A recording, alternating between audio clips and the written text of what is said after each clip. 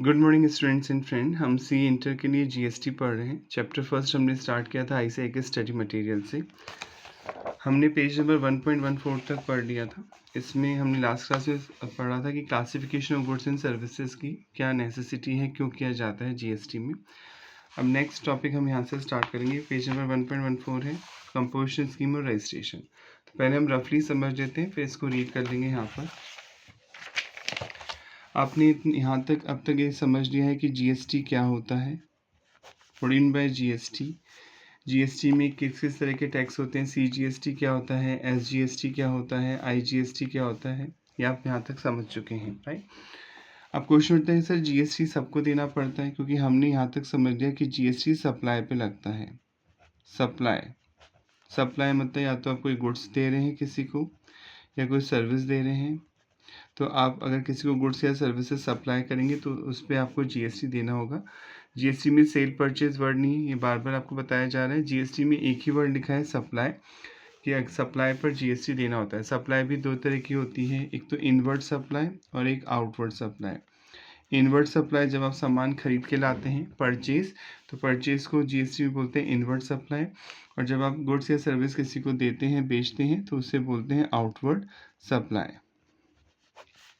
तो क्वेश्चन होता है, सर हमारे पड़ोस में एक दुकान है, हमने उनसे सामान खरीदा, पर हमने तो कभी नहीं देखा कि वो हमसे जीएसटी चार्ज करते हैं। वो भी गुड्स बेच रहे हैं हमें या वो कोई सर्विस दे रहे हैं, पर हमने तो उन्हें कभी नहीं देखा कि बिल बनाते टाइम उन्होंने हमसे जीएसटी लिया हो। तो क्वेश्चन ये उठता है अब यहाँ पर कि जीएसटी हर कोई देता है क्या? हर बिजनेसमैन जीएसटी देता है इंडिया में? क्वेश्चन माइंड में ये आता है आपके, क्योंकि अब आपके पास में पानी पूरी वाला है, आपके पास में गोलगप्पे वाला है, टिकिया वाला है, जो आपको गुड्स बेचते हैं शाम को, राइट। खाना भी एक गुड्स ही है, फूड। अब क्वेश्चन उठता है, हमने तो नहीं देखा सर कभी उन्होंने जीएसटी हमसे लिया हो, तो कैसे पता चलेगा कि जीएसटी लेना है नहीं लेना? तो गवर्नमेंट ने एक लिमिट बनाई है, उस लिमिट को आप बोलते हैं threshold limit. Threshold limit. What in by threshold limit? Threshold limit मतलब एग्जेम्पशन लिमिट, कि इस लिमिट तक अगर आपका टर्नओवर है, टर्नओवर मतलब आपकी सप्लाई की वैल्यू है, सेल की वैल्यू। वैसे टर्नओवर का मतलब सेल होता है, पर यहाँ पे हम सप्लाई लेंगे, वो सेल, सप्लाई वर्ड कॉमन है जीएसटी में, सेल और परचेज वर्ड नहीं है। तो अगर आपकी सप्लाई की वैल्यू, टर्नओवर की वैल्यू एक लिमिट से क्रॉस नहीं होती, टैक्स ने एक लिमिट दी है जो अभी आप पढ़ेंगे, एक लिमिट तक रहता है आपका सेल, उससे ज़्यादा नहीं हो रही है सेल की वैल्यू, तो आपको जीएसटी में रजिस्ट्रेशन लेना कंपलसरी नहीं है। आप जीएसटी में रजिस्ट्रेशन नहीं लेंगे, और जब रजिस्ट्रेशन ही नहीं लेंगे तो जीएसटी नहीं देना होगा। जैसे इनकम टैक्स पे करने के लिए पैन कार्ड लेना होता है, परमानेंट अकाउंट नंबर, अभी आप पढ़ेंगे 10 डिजिट का होता है अल्फा न्यूमेरिक नंबर। जब इनकम टैक्स देना होगा तो पैन नंबर होना कंपलसरी है। पैन नंबर के नाम से ही टैक्स वाले आपको जानते हैं। एक यूनिक नंबर दिया जाता है 10 डिजिट का, अल्फा न्यूमेरिक मतलब कुछ अल्फ़ाबेट्स होते हैं, कुछ नंबर होते हैं, और ये लेने के बाद ही आप इनकम टैक्स पे कर सकते हैं। इसी तरह अगर आपको जीएसटी देना है तो आपको जीएसटी रजिस्ट्रेशन नंबर लेना होता है। और अभी आप आगे पढ़ेंगे जीएसटी 15 डिजिट का होता है। स्टार्टिंग के 10 डिजिट तो पैन कार्ड के ही होते हैं, 5 डिजिट अलग से दिए जाते हैं, तो टोटल 15 डिजिट का होता है जीएसटी नंबर। ये भी अल्फ़ा न्यूमेरिक होता है सेम, कुछ अल्फ़ाबेट्स होते हैं और कुछ नंबर्स होते हैं। तो एक लिमिट से ज़्यादा होने पे ही आपको जीएसटी नंबर लेना होगा, और जब जीएसटी नंबर लेंगे तभी आप जीएसटी देंगे। अब सर वो लिमिट क्या है? तो लिमिट समझ ली, जो 7 सिस्टर्स स्टेट हैं, जो ईस्टर्न स्टेट हैं इंडिया के 7 सिस्टर्स, जिन्हें 7 सिस्टर स्टेट्स बोलते हैं अपन, इसमें जो स्टार्टिंग के 4 स्टेट हैं, मतलब जो 4 स्टेट्स होते हैं आउट ऑफ 7, उनमें अलग लिमिट है और बाकी के स्टेट्स में अलग लिमिट है, और इसके अलावा कुछ स्टेट जो बटे इंडिया में उनमें अलग लिमिट है। रजिस्ट्रेशन में 3 कैटेगरी है, ठीक है। इन तीनों कैटेगरी में अलग अलग लिमिट है, उस लिमिट से ज़्यादा होने पे ही आपको जीएसटी नंबर लेना होगा। अब सब वो लिमिट क्या है तो याद करने के लिए, ठीक है, मामी, एंटी, स्टार्टिंग की फर्स्ट की बात करूँ। अब मामी एंटी का मतलब सर क्या है, मामी नाराज़ हो गई? नहीं, समझ नहीं। माँ का मतलब यहाँ पे मणिपुर, याद करने के लिए ऐसे पढ़ सकते हैं, मामी एंटी। माँ मतलब मणिपुर, एम मतलब मिज़ोरम, एन मतलब नागालैंड, ठीक है, टी मतलब त्रिपुरा। तो ये 4 स्टेट्स हो गए। 7 सिस्टर हैं टोटल, 7 जो ईस्टर्न स्टेट है, अरुणाचल प्रदेश, मणिपुर, मेघालय एक्सेट्रा, उन्हें 7 सिस्टर बोलते हैं कॉमनली। उनमें से ये जो 4 स्टेट हैं, तो आप इन्हें ऐसे याद कर सकते हैं, मामी एंटी। माँ मतलब आपका हो गया मणिपुर, मी मतलब मिज़ोरम, एन मतलब नागालैंड, टी मतलब त्रिपुरा। तो यहाँ पे गवर्नमेंट ने 10 लाख की लिमिट रखी है। अगर आप 10 लाख से ज़्यादा का गुड्स या सर्विस सप्लाई करते हैं ड्यूरिंग द ईयर, पूरे साल की लिमिट है ये। अगर आपका जो टर्नओवर है, सप्लाई की जो वैल्यू है 10 लाख से क्रॉस कर जाती है, तो आपको जीएसटी नंबर लेना होगा। फिर आपको जीएसटी नंबर लेना कंपलसरी है। और एक बार नंबर अगर आपने ले लिया, जीएसटी में रजिस्ट्रेशन करा लिया, तो चाहे 1 रुपये की सेल करें बाद में या 1 करोड़ की, आपको हमेशा ही जीएसटी लेना होगा। ये लिमिट हर साल नहीं देखी जाएगी। जैसे इनकम टैक्स में तो हर साल देखा जाता है कि अगर आपकी इनकम उस लिमिट से कम है तो आपको नहीं देना इनकम टैक्स, पर इसमें नहीं होगा जीएसटी में ऐसा। एक बार ही देखा जाएगा। अगर एक बार वो लिमिट क्रॉस हो गई और आपने जीएसटी नंबर ले लिया, तो फिर आपको हमेशा जीएसटी नंबर देना होगा, चाहे 1 रुपये का ही सामान आप बेचें। तो इन जो 7 सिस्टर हैं, जो 7 स्टेट्स हैं, उनमें से जो ये 4 स्टेट हैं, मामी एंटी मतलब मणिपुर, मिजोरम, नागालैंड, त्रिपुरा, तो यहाँ पे 10 लाख की लिमिट है। अगर गुड्स या सर्विस आप दोनों देते हैं, चाहे गुड्स बेचते हैं चाहे सर्विस बेचते हैं, या दोनों मिक्स करके बेचते हैं, जैसे कई जगह गुड्स भी बेचा जाता है और सर्विस भी दी जाती है। जैसे आपका कार डीलर का शोरूम है, आपका ये भी समझ लें, कार डीलर हैं आप, राइट। तो कार डीलर हैं तो आप कार भी बेचते हैं, तो कार तो गुड्स हो गया, और आप कार की सर्विसेज भी करते हैं, सर्विस सेंटर भी खोल रखा है आपने, राइट। तो आप दोनों चीज़ें कर रहे हैं, आप सर्विस भी दे रहे हैं, गुड्स भी बेच रहे हैं, तो भी यही लिमिट रहेगी 10 लाख इन 4 स्टेट्स में। अगर आप केवल गुड्स बेच रहे हैं तब भी 10 लाख देखना है, सर्विस दे रहे हैं तब भी 10 लाख, या दोनों कंबाइन करके दे रहे हैं तो भी 10 लाख। अगर आपका 10 लाख से ज़्यादा है टर्नओवर, यानी कस्टमर को जो आप सर्विस दे रहे हैं उसकी वैल्यू 10 लाख को क्रॉस हो जाती है, तो आपको जीएसटी नंबर लेना होगा। और एक बार अगर आपने जीएसटी नंबर ले लिया तो आपको हमेशा फिर जीएसटी देना होगा। जब तक आपकी लिमिट 10 लाख को क्रॉस नहीं होती है, आप जीएसटी नहीं देंगे। ठीक है, तो आपको समझ में आएगा कि इसलिए गली कूचों में जो छोटी मोटी शॉप्स होती हैं, छोटे मोटे जो बिजनेसमैन होते हैं, अगर उनकी लिमिट इसको क्रॉस नहीं कर रही इन 4 स्टेट्स में, तो वो जीएसटी नहीं देते हैं। अब बात करते हैं दूसरे पॉइंट पे। इन 6 स्टेट्स में जो आप पढ़ने जा रहे हैं, इन 6 स्टेट्स में लिमिट लगाई है गवर्नमेंट ने 20 लाख कि अगर 20 लाख से ज़्यादा है आपका सप्लाई की वैल्यू, चाहे आप गुड्स बेच रहे हैं चाहे आप सर्विस दे रहे हैं, दोनों दे रहे हैं, अगर आपका कलेक्शन, आपका टर्नओवर 20 लाख से क्रॉस कर जाता है ड्यूरिंग द ईयर, तो आपको जीएसटी नंबर लेना कंपलसरी हो जाएगा। 7 में से 4 स्टेट तो देखिए यहाँ पे आ गए, तो ठीक है, 7 सिस्टर्स की, ठीक है, इन्हें आप ऐसे याद कर सकते हैं, एम्स यूपीटी, एम्स यूपीटी। तो स्टार्टिंग के 3 तो वही हैं, 7 सिस्टर्स को बिलोंग करेंगे। ए का मतलब हो गया अरुणाचल प्रदेश, एम का मतलब हो गया मेघालय, एस का मतलब हो गया सिक्किम। तो ये देखिए 7 स्टेट हो गए, ठीक है, इन्हें याद करने के लिए। तो मामी एंटी में तो 10 लाख थी लिमिट, बाकी जो 3 रिमेनिंग स्टेट्स बच गए सिस्टर एम्स, उनमें हो गई 20 लाख की लिमिट। अगर आप अरुणाचल प्रदेश में कोई गुड्स या सर्विस देते हैं, ठीक है, मेघालय में देते हैं, सिक्किम में देते हैं, और 20 लाख से ज़्यादा है आपका टर्नओवर, तो आपको जीएसटी नंबर लेना होगा। और यूपीटी, ठीक है, इसे समझ लें, यू का मतलब है यहाँ पे उत्तराखंड, पी का मतलब है पौंडीचेरी, और टी का मतलब है तेलंगाना। इन स्टेट्स में भी 20 लाख की लिमिट है। अगर आप उत्तराखंड में, ठीक है, या पौंडीचेरी में या तेलंगाना में गुड्स सप्लाई करते हैं, सर्विस सप्लाई करते हैं, और 20 लाख से ज़्यादा हो जाता है आपका टर्नओवर, तो आपको जीएसटी नंबर लेना होगा। तो इनको याद करना इजी है। मामी एंटी में तो आप लिखेंगे 10 लाख, वो 7 सिस्टर में से स्टार्टिंग के जो 4 स्टेट्स हैं मामी एंटी, इनमें 10 लाख की लिमिट है। अब इसे ऐसे याद करें, मामी एंटी, राइट। तो माँ मतलब हो गया आपका मणिपुर, मिजोरम, नागालैंड, त्रिपुरा।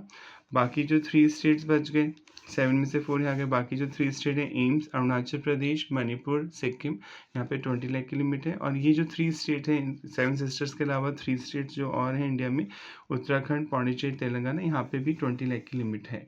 अगर 20 लाख से क्रॉस होगा तो ही आपको जीएसटी नंबर लेना है। अगर आपका जीएसटी 20 लाख की लिमिट में है आपका टर्नओवर, सप्लाई की वैल्यू, तो आपको जीएसटी नहीं देना होगा।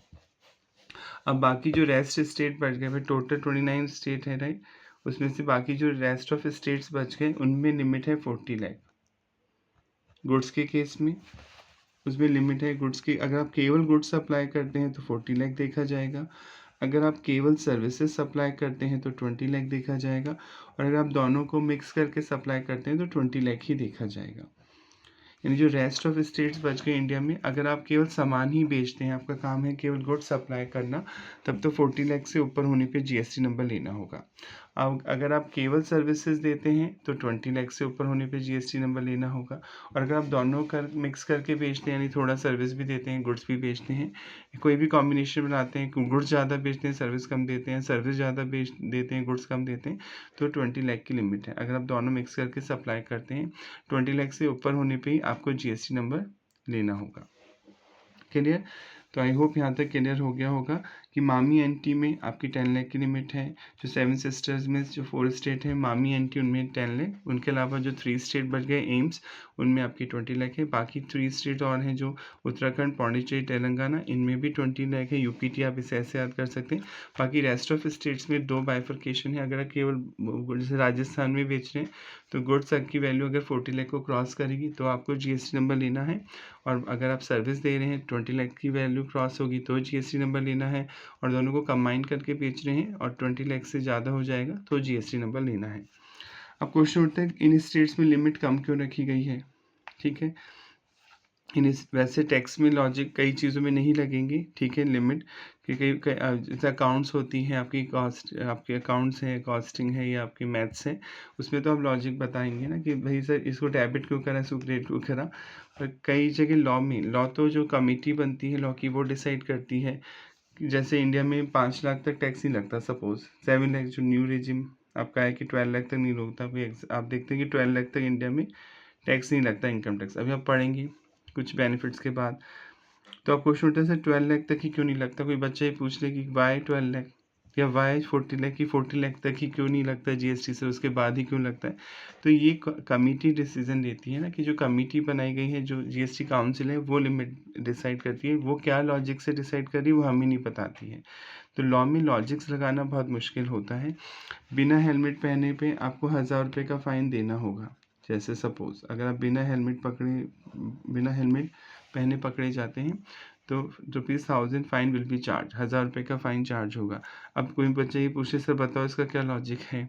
ठीक है, 1000 ही क्यों लग रहा है, मेरे अकॉर्डिंग तो 1 लाख लगना चाहिए, क्योंकि सिर बहुत कीमती होता है, नहीं तो गजनी बन जाते हैं लोग अगर सिर पे चोट लग जाए। तो ऑब्वियसली ये लॉ कमेटी जो है, जो बना रही है, जो रिस्पॉन्सिबल है इस चीज़ के लिए, वही लॉजिक समझती है। वो किस बेस पे दिमाग लगा रही है वो लॉ में नहीं बताया जाता है। तो इनकी कोई लॉजिक नहीं बता सकते। हाँ, ये लॉजिक ज़रूर बताया जा सकता है कि सर इन स्टेट्स में लिमिट क्यों कम रखी गई है, क्योंकि जनरली जो ये स्टेट्स हैं 7 सिस्टर्स, यहाँ पे इंडस्ट्रीज़ बहुत कम हैं, बिजनेस बहुत कम है, केवल टूरिज़्म ज़्यादा है। तो अगर वहाँ पे भी हम 40 लाख लिमिट रख देते या 20 लाख लिमिट रख देते इन 4 स्टेट्स में, तो क्या होता है ज़्यादातर लोग जीएसटी से आउट हो जाते हैं। वो जीएसटी नहीं देते ज़्यादातर बिजनेसमैन, क्योंकि वहाँ इतना बिजनेस नहीं है। तो जब आप टैक्स नहीं दोगे सरकार को तो रेवेन्यू कैसे जनरेट करेगी सरकार, राइट। तो जब रेवेन्यू ही नहीं आएगी सरकार के पास तो डेवलपमेंट कैसे होगा। तो इसलिए इन स्टेट्स में लिमिट कम रखी गई है, क्योंकि यहाँ पे कम इंडस्ट्रीज़ हैं, कम बिजनेसेस हैं। आई होप यहाँ तक समझ में आ गया होगा। तो जीएसटी देने रजिस्ट्रेशन लेना तो कंपलसरी होगा अगर आप थ्रेशोल्ड लिमिट को क्रॉस होता है आपका टर्नओवर। थ्रेशोल्ड लिमिट मतलब एग्जेम्पशन लिमिट की एक लिमिट दे रखी है, उससे क्रॉस करने पे आपको जीएसटी नंबर लेना होता है। अब जीएसटी में एक वर्ड है कंपोजिशन स्कीम। वैसे पूरा चैप्टर ही आएगा आगे, पर यहाँ पे इन्होंने थोड़ा सा ब्रीफ में दे रखा है कंपोजिशन स्कीम। अब सर ये कंपोजिशन स्कीम क्या होती है। आपने इतने दिन में ये समझ लिया है कि जो बेचने पे जीएसटी कलेक्ट होता है उसे आउटपुट टैक्स बोलते हैं। At the time of sale any GST collected from the customer is known as a output tax. और at the time of sale और जो आप जीएसटी पे करके आते हैं उसे बोलते हैं इनपुट टैक्स। और जीएसटी लायबिलिटी का फॉर्मूला होता है output tax minus input tax. तो ये आपको जीएसटी देना होता है सरकार को, यही फॉर्मूला है। जो आप बेचने पे कलेक्ट कर रहे हैं कस्टमर से वो हो गया आउटपुट टैक्स। सपोज आपने 100 रुपीज़ का कलेक्शन किया टैक्स का, और ख़रीदने पे जो दे के आए थे वो इनपुट टैक्स था। तो सपोज 80 रुपये आप खरीदने पे दे के आए थे कोई प्रोडक्ट या सर्विस जीएसटी, तो गवर्नमेंट को पे करना होगा 20 रुपीज़, राइट। अब ये जो इनपुट टैक्स का आप क्रेडिट लेते हैं, इस प्रोसेस को हम आईटीसी लेना बोलते हैं। आप पढ़ चुके हैं इनपुट टैक्स का क्रेडिट लेना। जब आप इनपुट टैक्स को आउटपुट में से डिडक्ट करते हैं तो this process known as a credit taken by the SSC, की क्रेडिट ले रहा है एसएससी इनपुट टैक्स का आउटपुट में से, इसे आईटीसी बोलते हैं शॉर्ट में, इनपुट टैक्स क्रेडिट। अब ये तभी हो सकता है, टैक्स वालों ने बोला, जब आपके पास प्रूफ होना चाहिए, बिल होना चाहिए कि आपने खरीदने पे टैक्स दिया। ऐसे हवा में थोड़ी आप 80 रुपीज़ लेस करेंगे। आपके पास कोई ना कोई प्रूफ होगा कि आपने खरीदने पे किसी को 80 रुपये का टैक्स दिया है, 80 रुपीज़ का टैक्स दिया है। अगर प्रूफ है या प्रूफ क्या होगा, बिल होगा, चालान होगा, ठीक है। तो आप बिल को शो करेंगे, इनवॉइस को, और आप टैक्स डिडक्ट करा लेंगे, राइट। तो इसके लिए क्या करना होगा, आपको सारे परचेज के बिल संभाल के रखने होंगे। प्रूफ तो रखना ही होगा, कल को टैक्स डिपार्टमेंट पूछ ले, राइट। फिर आपको इन जब संभाल के रखने होंगे तो आपको इनकी अकाउंटिंग करनी होगी। अकाउंटिंग तो आप समझते हैं, रिकॉर्ड मेंटेन करनी होंगी। आपको ये भी मेंटेन करना होगा कितना आउटपुट हो रहा है, कितनी सेल हुई, तभी तो आप उसमें से इनपुट डिडक्ट कर पाएंगे, और कितना रिमेनिंग गवर्नमेंट को देना है। अब जो छोटे बिजनेसेस होते हैं वहाँ पे तो इसके लिए अकाउंटिंग करने के लिए क्या होगा, एक पर्सन अपॉइंट करना होगा, अकाउंटेंट, जिसे आप अकाउंटेंट बोलते हैं। कई जगह अकाउंटेंट आपने देखे होंगे, राइट, जो कंप्यूटर सिस्टम में बैठ के अकाउंटिंग करते हैं। अब मान लीजिए आपकी तो एक छोटी सी शॉप है, वहाँ पे आपके ही बैठने की जगह नहीं है, तो आप अकाउंटेंट कैसे रखेंगे। और आप कॉमर्स की नॉलेज भी नहीं रखते हैं कि आप खुद अपनी अकाउंटिंग, आप तो एक बस रफली कॉपी रखते हैं। आपने देखा होगा एक लाल कलर की किताब होती है ज़्यादातर शॉप्स पे, उसमें बस आप मेन चीज़ें लिख लेते हैं कि इतनी मेरी सेल हुई है, इतनी मेरी परचेज है। रफली आप मेंटेन कर लेते हैं, या थोड़ा सिस्टमेटिक भी मेंटेन कर सकते हैं, क्योंकि हर किसी बिजनेस की मैन के पास अकाउंटेंट रखने के पैसे नहीं है। सैलरी देनी पड़ेगी अकाउंटेंट को, मरे से मरे 20 से 30 हज़ार आपकी सैलरी जाएगी पर मंथ। या कोई फ्रेशर है, तो कोई आपकी हेल्प करने आ रहा है पार्ट टाइम, तो भी 10 से 15 हज़ार आपको देने होंगे। तो कई छोटे बिजनेसेस ऐसे होते हैं जिनके पास अकाउंटेंट रखने के लिए या तो सफिशिएंट स्पेस नहीं होता है, या उनके पास पैसा नहीं उन्हें पेमेंट करने के लिए, वो खुद ही रफली अकाउंटिंग कर लेते हैं कि मेरी इतनी सेल है, इतनी परचेज है। पर अगर आप रफली अकाउंटिंग करेंगे तो आप इनपुट टैक्स कैसे क्लेम करेंगे, आप बिल वगैरह संभालना पड़ेगा, राइट। तो इससे आपके लिए बर्डन हो गया कि भैया बिना बिल सबूत के आपको इनपुट टैक्स का क्रेडिट नहीं मिलेगा। और इनपुट टैक्स का क्रेडिट लेने के लिए क्या है, बिल संभाल के रखने होंगे, आपको अकाउंटिंग करनी होगी टाइम टू टाइम, कितना पैसा आया, कितना गया, कितना टैक्स देना है, कितना पेंडिंग है, राइट। तो इससे आपका जो बिज़नेस करना है वो थोड़ा सा डिफ़िकल्ट हो जाएगा।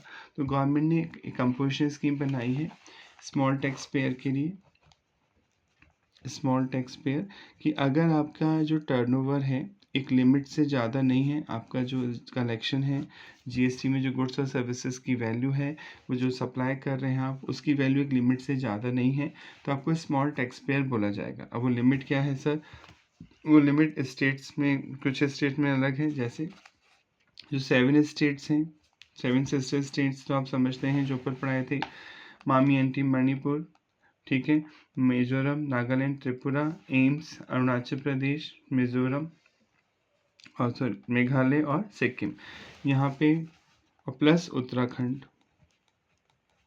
तो इन 8 स्टेट्स में 75 लाख है लिमिट। स्मॉल टैक्स पेयर का मीनिंग 75 लाख से ज़्यादा नहीं है आपका कल सेल का कलेक्शन, तो आपका स्मॉल टैक्स पेयर हुआ।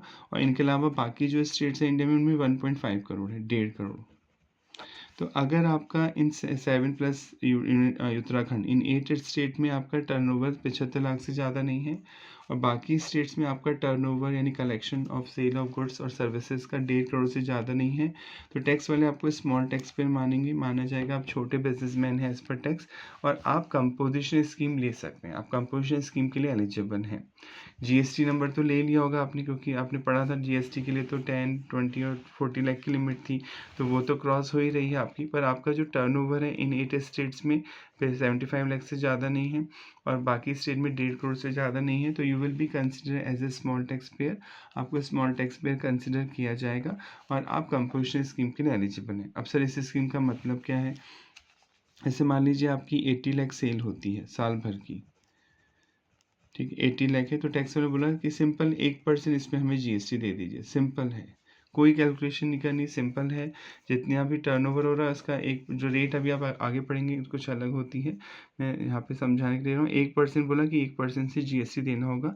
अगर कोई पर्सन कंपोजिशन स्कीम लेता है, स्मॉल टैक्स पेयर है, तो वो 1% से जीएसटी देगा। तो आपका 80 लाख की सेल है, उसका 1% 80,000 आपका जीएसटी आ गया, ये सरकार को जमा करा दीजिए। आपको कोई रिकॉर्ड मेंटेन करने की ज़रूरत नहीं, कोई इनपुट आउटपुट के झमेलों में नहीं पड़ना है, आपको कोई डिटेल रिकॉर्ड नहीं रखने हैं। बहुत सिंपल कैलकुलेशन दी सरकार ने कि जितनी भी सेल है उसका 1% हमें जीएसटी दे दीजिए, क्लियर।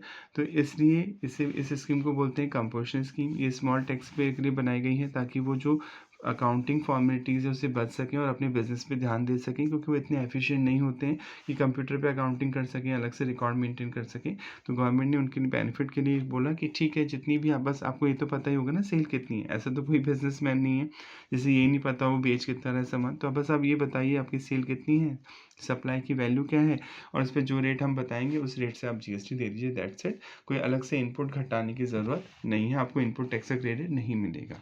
पर आप कहते हैं नहीं मुझे तो इनपुट टैक्स का क्रेडिट चाहिए, तो फिर तो वही चीज़ है, फिर तो आपको अकाउंटिंग करनी होगी। अगर आप ये कहते हैं कि आपको इनपुट टैक्स का क्रेडिट चाहिए तो आपको अकाउंटिंग करनी होगी, सारे रिकॉर्ड मेंटेन करने होंगे, तभी आप इनपुट को आउटपुट में से डिडक्ट कर पाएंगे। तो आई होप यहाँ तक समझ में आ गया होगा। वैसे ही चैप्टर भी आएगा आगे पूरे डिटेल में, जिसे हम कंपोजिशन स्कीम बोलते हैं। इस स्कीम का मेन मोटिव है कि जो छोटे बिजनेसमैन हैं वो परेशान ना हो, तो गवर्नमेंट ने उन्हीं बिजनेसमैन के लिए स्कीम निकाली है। क्लियर हो गया? अब पढ़ लेते हैं।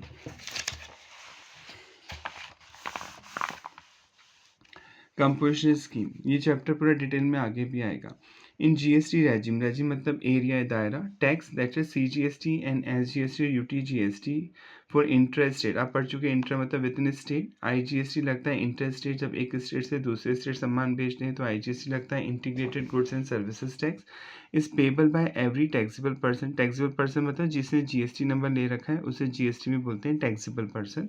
And in this regard provision have been prescribed the law, और प्रोविजन बनाए गए हैं। However for providing relief to small tax payer, अगर आप छोटे बिजनेसमैन हैं या छोटे मैन्युफैक्चरर हैं, सर्विसेज प्रोवाइडर हैं, सप्लाई फूड आर्टिकल कुछ खाने पीने की चीज़ें बेचते हैं, ट्रेडर हैं, बनी बनाई चीज़ें बेचते हैं etcetera, making inter state supply, और आप इंटर स्टेट सप्लाई करते हैं। हाँ, ये भी बताना रह गया था, वैसे आप पढ़ेंगे पूरा चैप्टर डिटेल में। कंपोजिशन स्कीम आप तभी ले सकते हैं जब आप विद इन स्टेट ही सामान बेचते हैं। अगर आप एक स्टेट से दूसरे स्टेट भी गुड्स और सर्विसेज सप्लाई करते हैं तो फिर तो आप बड़े बिजनेसमैन हैं। भले आपका टर्नओवर 1.5 करोड़ से कम है, फिर भी आपके सपने बड़े हैं, तो फिर आपको स्मॉल टैक्स पेयर नहीं माना जाएगा।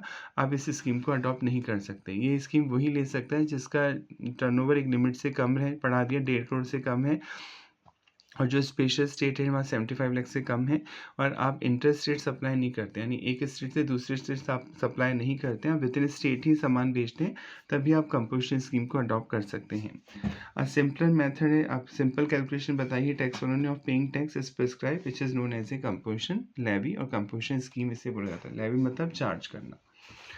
रजिस्ट्रेशन पढ़ा दिया कि जीएसटी में रजिस्ट्रेशन नंबर कब लेना पड़ेगा, आप फटाफट पढ़ चुके हैं। एवरी सप्लायर ऑफ गुड्स और service is required to obtain registration in the state, आपको लेना पड़ता है जीएसटी नंबर स्टेट और union territory from where he make the taxable supply, जहाँ से आप सर्विस दे रहे हैं, सप्लाई कर रहे हैं गुड्स या सर्विस की। If is aggregate turnover, turnover मतलब सेल या सप्लाई की वैल्यू एक्सीड होती है द थ्रेशोल्ड लिमिट, एक मिनिमम एग्जेम्पशन लिमिट से ज़्यादा हो जाती है during a financial year. Different threshold limit have been prescribe for various state and union territory. Different अलग अलग थ्रेशोल्ड लिमिट है, डिपेंड करता है upon the fact whether the supply is engage exclusive in the supply of goods, depend करता है आप केवल goods बेचते हैं या एक्सक्लूसिवली मतलब पूरी तरीके से केवल सर्विस देते हैं, और सप्लाई इन बोथ गुड्स और सर्विस दोनों बेचते हैं। द थ्रेशोल्ड लिमिट मतलब exemption limit of aggregate turnover prescribe for various state और union territories are as follow. वैसे रजिस्ट्रेशन का चैप्टर आगे डिटेल में भी आएगा, पर यहाँ पे समझिए। इन 4 स्टेट में बताया था 10 लाख से ऊपर होते ही जीएसटी नंबर लेना होगा आपको, ये कंपलसरी है, चाहे आप गुड्स बेचते हो चाहे सर्विस या दोनों। 10 लाख की लिमिट है। मामी एंटी, मणिपुर, मिजोरम, नागालैंड, त्रिपुरा, मामी एंटी ऐसे आपको याद हो जाएगा। इनके अलावा 7 सिस्टर्स में टोटल 4 स्टेट्स में तो 10 लाख की लिमिट है। बाकी जो 3 स्टेट्स बच गए, एम्स बोल सकते हैं याद करने के लिए, अरुणाचल प्रदेश, मेघालय, सिक्किम, इन 3 स्टेट्स में 20 लाख की लिमिट हो जाएगी, और बाकी यूपीटी, उत्तराखंड, पौंडीचेरी, तेलंगाना, इनमें भी 20 लाख की लिमिट है। अगर गुड्स और सर्विसेज की वैल्यू 20 को क्रॉस होती है तो you have to take registration under GST, आपको लेना ही पड़ेगा जीएसटी नंबर। बाकी स्टेट जो बच गए इंडिया में, वहाँ पे केवल आपको 20 लाख देखने हैं गुड्स के सर्विस के केस में, 40 लाख देखने हैं गुड्स के केस में। State with threshold limit with the exemption limit of 20 lakh for exclusive supplier of service और both goods और service, and threshold limit है 40 lakh। अगर केवल सर्विस दे रहे हैं तो 20 लाख, अगर गुड्स और सर्विस दोनों दे रहे हैं, केवल गुड्स बेच रहे हैं तो 40 लाख है। For exclusive supply of goods making only interested supply, यानी गुड्स और सर्विस दोनों बेच रहे हैं तब तो 20 लाख की लिमिट है। सर्विस दे रहे हैं तब भी 20 लाख देखना है, गुड्स सर्विस दोनों का कॉम्बिनेशन दे रहे हैं तब भी 20 लाख देखना है। अगर केवल गुड्स बेच रहे हैं तो 40 लाख से ऊपर होने पे जीएसटी नंबर लेना होगा। पर कुछ केसेस में अभी आप आगे पढ़ेंगे इस चैप्टर में, रजिस्ट्रेशन के चैप्टर में, कि कुछ लोगों में लिमिट नहीं देखी जाएगी गुड्स, कुछ लोगों को पहले दिन से जीएसटी नंबर लेना होगा। फॉर एग्जांपल अमेजॉन, फ्लिपकार्ट, अगर आप एक ऑनलाइन प्लेटफॉर्म प्रोवाइड कर रहे हैं, ठीक है, जिस पे बायर सेलर मिलते हैं, तो ऐसे लोगों को पहले दिन से जीएसटी नंबर लेना होता है, वहाँ टर्नओवर नहीं देखा जाएगा, ठीक है। However in certain specified cases mandatory है रजिस्ट्रेशन नंबर लेना, आपको जीएसटी नंबर लेना ही होगा तभी आप बिजनेस स्टार्ट कर सकते हैं। इस required under GST irrespective of the quantum of aggregate turnover, आपका एग्रीगेट टर्नओवर नहीं देखा जाएगा। तो आई होप आपको समझ में आ गया होगा क्यों आसपास के छोटे मोटे बिजनेसमैन जब आप शॉपिंग करने जाते हैं जीएसटी नहीं लेते। इसका लॉजिक है लिमिट, इस लिमिट से ऊपर नहीं होगा उनका टर्नओवर, इसलिए वो आपसे जीएसटी नहीं ले रहे हैं। हाँ, अगर इस लिमिट से ज़्यादा है और फिर भी वो जीएसटी नहीं दे रहे तो वो चोरी कर रहे हैं जीएसटी की, फिर तो अभी आप पढ़ेंगे क्या होगा उनके साथ, क्या कर सकता है टैक्स डिपार्टमेंट। पर आइडियली अगर उनका टर्नओवर इस लिमिट से क्रॉस नहीं करता है तो they are not liable to take GST number, वो जीएसटी नंबर नहीं लेंगे। अब नेक्स्ट टॉपिक समझ लेते हैं, एग्जेम्पशन।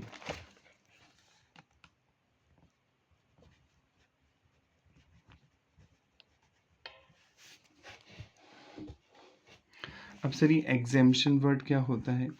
एग्जेम्पशन वर्ड होता है कि गवर्नमेंट पब्लिक इंटरेस्ट में, पहले से और डिटेल में समझ लेते हैं। जब जीएसटी आया इंडिया में तो गवर्नमेंट को बताना होगा कि कौन से गुड्स और कौन सी सर्विसेज पे लगेगा जीएसटी, राइट। गवर्नमेंट को इन्फॉर्म करना होगा कि कौन कौन सी गुड्स और कौन कौन सी सर्विसेज पे लगेगा जीएसटी। हमें तो सपना नहीं आ रहा, गवर्नमेंट बताएगी। तो गुड्स की लिस्ट बहुत बड़ी होती है, ऐसी सर्विसेज की लिस्ट भी बहुत बड़ी होती है, वो याद नहीं करना होता। 1000 से भी ज़्यादा गुड्स हो सकते हैं, गुड्स सर्विसेज हो सकती हैं, राइट। तो अब गवर्नमेंट ने एक लिस्ट बनाई कि भैया इन गुड्स पे, इन सर्विसेज पे जीएसटी आपको देना होगा अगर आप सप्लाई करते हैं, बेचते हैं। तो जो लिस्ट बनाई गई उसे बोलते हैं टैक्सेबल लिस्ट, टैक्सेबल। और इस लिस्ट में गुड्स के नाम भी हैं और सर्विसेज के नाम भी हैं। तो जो गुड्स इन और सर्विस इस लिस्ट में आता है उसे बोलते हैं टैक्सेबल गुड्स और सर्विसेज। जैसे आपने पढ़ा था कि जो लिकर है, जो शराब बनाई जाती है फॉर ह्यूमन कंजम्पशन, अभी आप पढ़ेंगे, उस पर जीएसटी नहीं लगता। शराब बेचने पर नहीं लगाया जाएगा किसी भी तरह का जीएसटी, क्योंकि गवर्नमेंट ने मना कर दिया कि जीएसटी में नहीं आएगी शराब। अभी आप पढ़ेंगे भी आगे डिटेल में, तो एग्जांपल ले रहा हूँ। तो शराब को आप टैक्सेबल गुड्स नहीं बोल सकते क्योंकि वो जीएसटी लग ही नहीं रहा शराब पर, तो वो किसी भी लिस्ट में नहीं है, तो टैक्सेबल गुड्स नहीं है, राइट। आगे बढ़ते हैं हम। अब गवर्नमेंट क्या करती है, पब्लिक इंटरेस्ट में कुछ चीज़ों पे जीएसटी माफ़ कर देती है, जीएसटी नहीं लिया जाएगा पब्लिक इंटरेस्ट पे, क्योंकि पहले गवर्नमेंट चाहती है कि इन चीज़ों का कंजम्पशन बढ़े और इन पब्लिक वेलफेयर के लिए, पब्लिक की भलाई के लिए गवर्नमेंट कहती है कि जीएसटी, हम इन पे जीएसटी माफ़ करते हैं, वरना वो चीज़ और महंगी हो जाएगी, वो टैक्स लगने से वो चीज़ महंगी हो जाएगी। फॉर एग्जाम्पल एजुकेशन, एजुकेशन शिक्षा, पढ़ाई, राइट। अब गवर्नमेंट ने कह रखा है कि अगर 12th क्लास तक के स्कूल हैं तो वो फीस लेते हैं आपसे, कोई चाहे प्राइवेट हो, गवर्नमेंट में तो खैर बहुत नॉमिनल फीस लगती है, प्राइवेट स्कूल आपसे अच्छी खासी फीस लेते हैं। जैसे सपोज़ किसी स्कूल की फ़ीस एनुअल बेसिस पे लेते हैं 2 लाख है। अब ये सर्विस दे रहा है, स्कूल पढ़ा रहा है आपको, राइट, सर्विस दे रहा है वो भी, राइट। तो सर्विस दे रहे हैं तो यहाँ पे जीएसटी लगना चाहिए क्योंकि सर्विस दे रहे हैं। तो गवर्नमेंट ने अगर यहाँ पे जीएसटी लगाने लग जाए गवर्नमेंट एजुकेशन पे भी, तो मान लो 2 लाख तो है और जीएसटी की रेट ले लेते हैं सपोज 15%, तो 30,000, तो आपके अब जो एजुकेशन की वैल्यू हो जाएगी वो 230 हो जाएगी, राइट। तो गवर्नमेंट ने बोला फिर ऐसे एजुकेशन और महंगी हो जाएगी, तो गवर्नमेंट ने पब्लिक इंटरेस्ट में बोल रखा है कि अप टू 12th स्कूल तक जो भी एजुकेशन दी जाती हैं उन पर कोई जीएसटी हम नहीं लगाएंगे। यानी एजुकेशन एक सर्विस है, लिस्ट में तो है एजुकेशन का नाम कि अगर आप एजुकेशन सर्विसेज देते हैं तो जीएसटी लगना चाहिए, तो टैक्सेबल तो है वो सर्विस, पर गवर्नमेंट ने अलग से लिस्ट बनाई है कि इन चीज़ों पर हम जीएसटी माफ़ करते हैं, तो इन्हें बोलते हैं एग्जेम्पशन। इसे बोलते हैं एग्जेम्पशन, एग्जेम्पशन गुड्स या एग्जेम्प्टेड सर्विसेज। एग्जेम्प्टेड गुड्स बोल सकते हैं, कोई गुड्स भी माफ़ कर सकती है गवर्नमेंट पब्लिक इंटरेस्ट में। जैसे आप शूज़ बनाते हैं तो आप गवर्नमेंट ने बोला अगर आप स्कूल शूज़ बनाते हैं, गवर्नमेंट डिफरेंट तरीका क्राइटेरिया अपना सकती है एज पर द जो उसे लगता है। स्कूल शूज़ बना रहे हैं आप, राइट, तो गवर्नमेंट ने बोला कि अगर 10 साल तक के बच्चे के लिए आप कोई शूज़ बनाते हैं तो हम उस पर जीएसटी माफ़ करते हैं, क्योंकि फिर शूज़ पे जीएसटी लगाओगे स्कूल शूज़ पे तो और महंगा हो जाएगा। तो मैं एग्जांपल दे रहा हूँ, ऐसे बहुत से एग्जांपल बन सकते हैं, एक चैप्टर ही आएगा पूरा। तो इन चीज़ों को हम एग्जेम्पशन बोलते हैं। ठीक है, अब क्वेश्चन उठता है क्या इन चीज़ों को हम टैक्स फ्री बोल सकते हैं सर, क्योंकि टैक्स तो नहीं लग रहा है, जीएसटी तो माफ़ है। नहीं, आप टैक्स फ्री नहीं बोल सकते। टैक्स फ्री का मतलब होता है वो गुड जो जीएसटी में आता ही नहीं है बिल्कुल ही, तो उसे तो हम टैक्स फ्री बोल सकते हैं। शराब फॉर ह्यूमन कंजम्पशन, अगर आप शराब बनाते हैं ह्यूमन कंजम्पशन के लिए तो जीएसटी नहीं लगता, तो शराब को टैक्स फ्री बोल सकते हैं। पर ये जो गुड्स हैं लिस्ट में तो आते हैं, पर गवर्नमेंट अलग से एक लिस्ट निकालती है पब्लिक इंटरेस्ट में, जिसे एग्जेम्पशन लिस्ट बोलते हैं। तो यानी जो एग्जेम्प्टेड गुड्स होते हैं वो होते तो टैक्सेबल हैं। क्या समझ में आ रहा है कि जो एग्जेम्प्टेड गुड्स हैं, यानी जो एग्जेम्प्टेड गुड्स होते हैं वो होते तो टैक्सेबल ही हैं, पर गवर्नमेंट पब्लिक इंटरेस्ट में उन्हें एक अलग से लिस्ट निकाल के एग्जेम्प्ट कर देती है। एग्जेम्प्ट मतलब माफ़ कर देती है। पर कल को अगर गवर्नमेंट का मूड बदल जाए, चेंज हो जाए, तो गवर्नमेंट एग्जेम्पशन विड्रॉ कर सकती है, वापस ले सकती है, और ये गुड्स और सर्विसेज दोबारा क्या हो सकती हैं, टैक्सेबल हो सकती हैं। तो जो चीज़ें एग्जेम्पशन लिस्ट में आती हैं आप उन्हें टैक्स फ्री नहीं बोल सकते हैं, वो टैक्स फ्री नहीं होती हैं, क्योंकि वो है तो टैक्सेबल, लिस्ट में तो इंक्लूड है, पर गवर्नमेंट अलग से उन्हें पब्लिक इंटरेस्ट में माफ़ कर देती है। तो ऐसे गुड्स और सर्विसेज को हम एग्जेम्प्टेड गुड्स और सर्विसेज बोलते हैं। क्लियर?